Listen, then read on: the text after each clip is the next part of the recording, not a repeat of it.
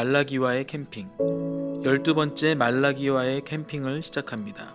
구약 전체가 가리키고 있는 예수님이 이 땅에 오시기 직전의 메시지가 바로 말라기가 선포하고 있는 이 시점입니다. 말라기의 메시지를 통해 기대라는 단어가 마음에 남기를 바랍니다. 내 이름을 경외하는 너희에게는 공의로운 해가 떠올라서 치료하는 광선을 비추리니 너희가 나가서 외양간에서 나온 송아지같이 뛰리라. 첫 번째, 시작을 기대하십시오. 2절 말씀은 예수님이 오셔서 심판의 날이 될 때 공의가 해처럼 뜨고 치료의 광선을 비춘다고 하는 것입니다. 그럼 궁금한 점이 있습니다. 이전에는 의로움이 어떻게 비추어졌는가? 그리고 예수님이 오셔서 의로움이 해처럼 비추어지면 우리는 무엇이 달라지는가에 대해 생각해 보면 좋겠습니다. 아담과 하와가 죄를 저지른 다음에 성경 인물들은 하나님을 어떻게 만났나요? 하나님이 찾으실 때 직접 만났습니다. 아브라함은 제물을 하나님께 드리고 뜨거운 태양빛 아래서 기다립니다. 그럴 때 하나님이 불로 그 제물을 태우시면서 나타나셔서 말씀합니다. 모세는 어떻게 만나나요? 하나님이 인도하신 떨기나무 아래에서 만납니다. 불꽃 가운데 타지 않는 나무를 통해 그를 만나주십니다. 이들은 직접 만나는 이들입니다. 해처럼 하나님을 만날 수가 없습니다. 혼란스러울 때든지 방향을 못 잡고 있을 때든지 이들은 하나님을 만날 때 의로운 길로 강한 인도하심을 받았습니다. 확신을 가지고 결단하고 그 길로 갈 수 있었습니다. 그런데 이런 의로움은 하나님이 이들을 찾으실 때 가능했습니다. 오시고 언제 다시 오실지 모릅니다. 재물을 펴놓고 언제 오실지 기약이 없습니다. 그런데 이들에게 은혜를 주셨습니다. 절기와 제사를 주셨는데 이제 정해진 날이 되면 그분을 뵐 수 있습니다. 레위기에 정해진 것을 하면 그분을 뵐 수 있습니다. 피의 제사를 통해 개인이 의로움을 얻고 속죄일에 민족이 의로움을 얻을 수 있었습니다. 그런데 이제 하나님의 의로움이 매일 떠오르는 해처럼 우리를 비출 것이라고 말합니다. 우리를 떠나지 않으시는 하나님입니다. 그분이 오시면 이제 의로움이 해처럼 항상 우리를 비출 것이라고 예언하십니다. 해가 비추지 않는 곳은 없습니다. 해는 오늘만이 아니라 내일 분명히 떠오릅니다. 떠나지 않고 달려갈 수 있는 의로우신 예수 그리스도가 우리와 함께 하신다는 겁니다. 말라기 선지자가 예언한 그 예수 그리스도가 여러분과 함께 하십니다. 예수님의 의로움이 해처럼 비출 때 여러분의 죄만이 아니라 영혼과 삶이 새롭게 됩니다. 해와 함께 새로운 하루가 시작되듯이 예수 그리스도의 의로움으로 매일 새로워지시길 바랍니다. 두 번째, 성장을 기대하십시오. 말라기 4장 2절을 보면 의로움이 해처럼 비출 때 치료의 광선이 비출 것이라고 말씀합니다. 치료의 광선이 비추면 우리는 어떤 길을 걸어가게 될까요? 이제 생명에서 성장으로 가게 됩니다. 심장이 다시 뛰게 된 것으로 끝이 아니라 이제 예수님이 원하시는 길을 걸어가는 것입니다. 아기 예수님을 품에 안고 예언했던 요한의 아버지 사가랴는 이렇게 선포했습니다. 이는 우리 하나님의 궁율로 인함이라. 이로써 돋는 해가 위로부터 우리에게 임하여 어둠과 죽음의 그늘에 앉은 자에게 비치고 우리 발을 평강의 길로 인도하시리로다 하니라. 빛은 우리를 회복시킵니다. 하나님의 회복에는 방향이 있습니다. 어둠과 죽음의 그늘에서 나와 우리의 발로 딛고 서게 하셔서 평화의 길로 인도하시는 것입니다. 죄에 묶여서 한 걸음도 뗄 수 없는 우리를 자유케 하셨습니다. 회복입니다. 우리가 그 어두운 그늘에서 빛 가운데 나왔습니다. 성장입니다. 이제 우리의 발로 딛고 일어나 주님의 인도하시는 평화의 길로 걸어가게 됩니다. 이것이 주님이 우리에게 주시는 회복이고 성장입니다. 빛 가운데 걷게 되면 무엇을 해야 할까요? 이제 우리는 그 광선으로 죄의 사슬을 끊어야 합니다. 여러분, 의로움에서 새롭게 되셨으니 다시 어둠 가운데 들어가지 마십시오. 그 문턱 가까이 가지 마십시오. 그리고 그 문턱에서 손으로 막고 버티고 들어가지 마십시오.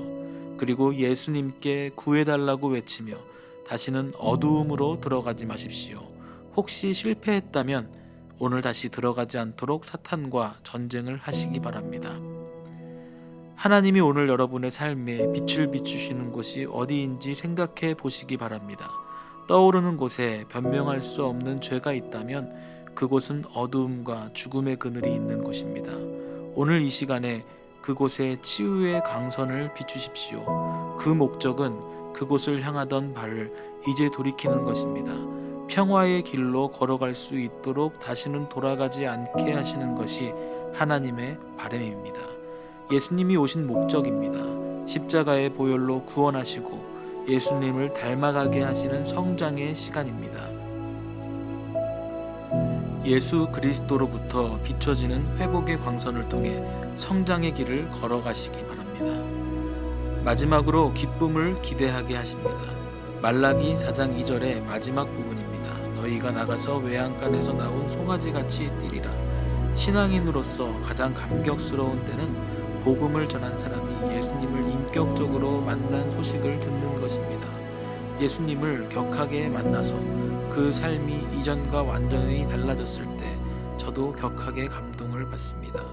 내가 무엇을 가지고 여호와 앞에 나아가며 높으신 하나님께 경배할까? 내가 번제물로 1년 된 송아지를 가지고 그 앞에 나아갈까? 여러분, 외양간에서 풀려난 송아지는 그 자리에서 뛰는 것이 가장 큰 기쁨의 표현이었을 것입니다. 다른 것을 할 수 있다면 했을 것입니다. 하나님은 여러분을 살리시고 자유케 하셨을 때 무엇을 하셨는지 기억해 보시기 바랍니다. 그리고 여러분을 통해 복음을 듣고 그렇게 회복되는 영혼들을 보면서 그 기쁨을 누르시기를 바랍니다.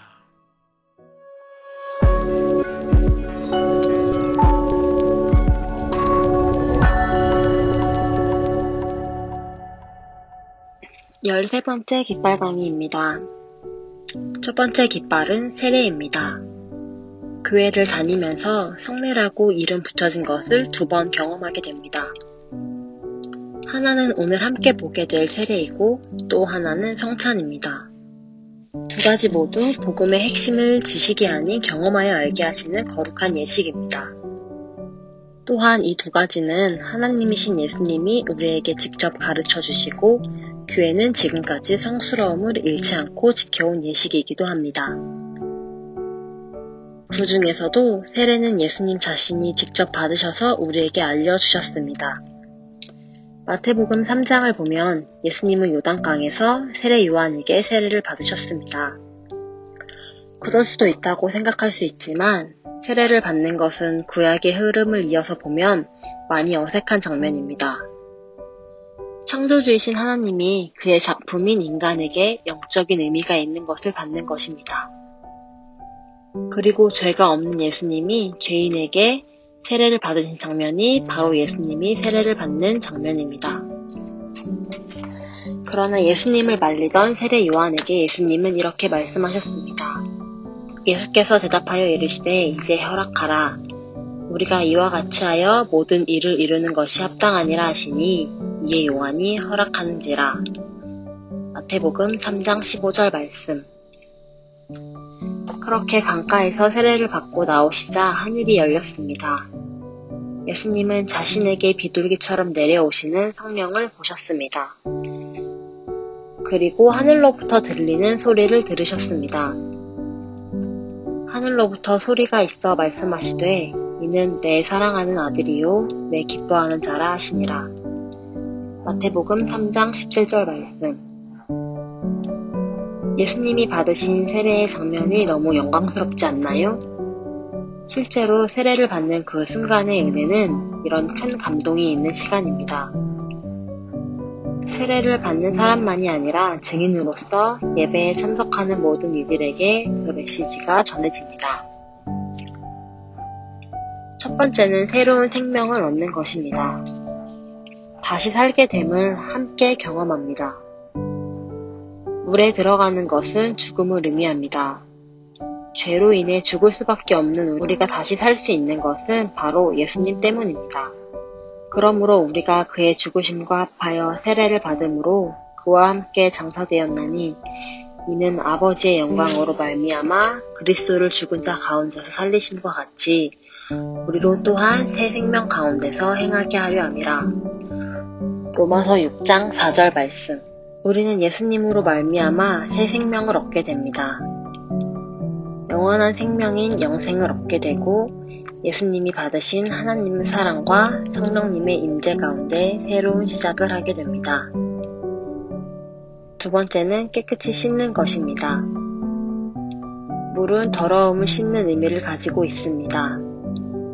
죄는 우리의 생각보다 지독하게 더럽습니다. 우리의 힘으로는 이 죄를 떼어낼 수도 없습니다. 지울 수도 없습니다.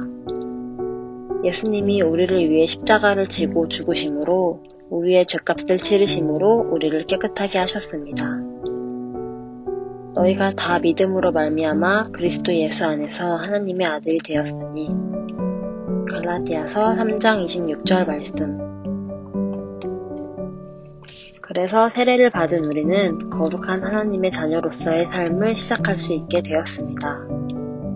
그리고 부활하신 예수님은 여러분의 믿음을 지켜주실 것입니다. 김세윤 교수님은 복음이란 무엇인가에서 복음은 십자가와 부활이라고 하셨습니다. 제가 방금 설명해 드린 세례로 온전한 복음이 설명됩니다. 세례를 받으신 분은 예수님과 트레킹 하시면서 복음의 의미를 기억하시길 바랍니다. 그리고 세례에 대해서 처음 들으셨다면 이 기회를 통해서 초대합니다. 주님의 선물을 놓치지 마시고 미루시지 않길 바랍니다. 두 번째 깃발은 12제자입니다. 성경에 10이라는 숫자가 많이 나옵니다. 하나님이 수많은 사람들 속에서 중요한 인물들을 기억하게 하시려고 저희를 배려해 주신 것 같습니다. 바이블 트래킹을 하면서 이스라엘의 12지파, 사사기의 12사사, 12개의 소선지서, 12명의 예수님의 제자들을 만났습니다. 그리고 12를 기억하게 하시려고 홍해나 요단강을 건너면 12개의 돌을 쌓았습니다. 12를 기억하게 하시려고 제사장의 가슴 바지에는 12개의 보석을 세팅했습니다. 그리고 요한계시록 21장에는 12사도들의 이름을 새긴 성벽에 12개의 주춧돌을 소개하십니다. 유대인들이 이것에 의미를 부여하는 마음도 충분히 이해가 갑니다. 그리고 12 Ordinary Men이라는 예수님의 제자들에 대해 쓴 책을 소개해 드리려고 합니다. 국내에 예수님이 선택한 평범한 사람들로 출간되었습니다. 제자들 중에는 어부와 같이 평범한 사람들이 있었습니다. 예수님은 평생 공부한 학자를 부르시지 않았습니다. 유대인의 지도자인 랍비나 로마의 권력자를 부르시지도 않았습니다. 12명의 평범한 사람들을 부르셨습니다. 그리고 그들에 대체할 만한 후보군을 준비하시지도 않았습니다. 그만큼 예수님은 그들에 대한 사랑과 믿음을 확실히 표현하셨습니다. 이제 우리가 12제자와 같이 예수님의 미션을 담당해야 할 제자들입니다. 우리는 평범한 사람들이지만 우리에게 갖고 계신 예수님의 특별한 계획을 기대하고 나아가시길 바랍니다. 예수께서 나와 말씀하여 이르시되 하늘과 땅의 모든 권세를 내게 주셨으니 그러므로 너희는 가서 모든 민족을 제자로 삼아 아버지와 아들과 성령의 이름으로 세례를 베풀고 내가 너희에게 분부한 모든 것을 가르쳐 지키게 하라. 볼지어다 내가 세상 끝날까지 너희와 항상 함께 있으리라 하시니라. 마태복음 28장 18절에서 20절 말씀.